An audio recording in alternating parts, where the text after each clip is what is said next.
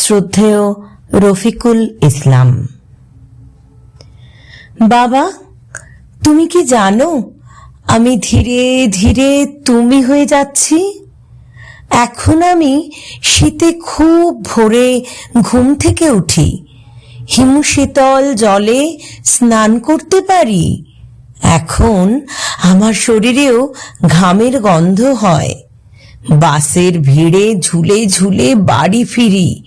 1 KG মসুর ডাল কিংবা 1 হালি ডিম কিনতে একটুও লজ্জা হয় না।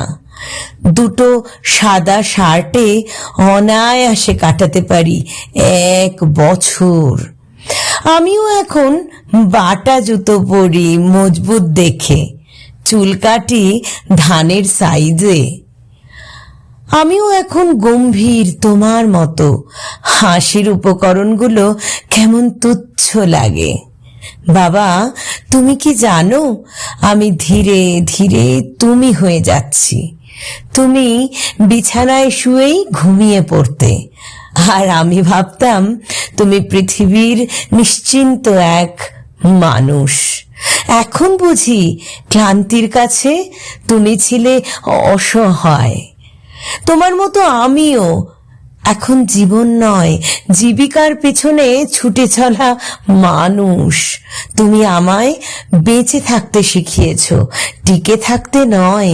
টিকে থাকার লড়াইয়ে তাই হয়তো ক্লান্ত আমি। যদি আর একবার বায়না ধরার সুযোগ পেতাম, তবে তোমার কাছে বায়না ধরতাম। বাবা, আমি পালিয়ে যাই।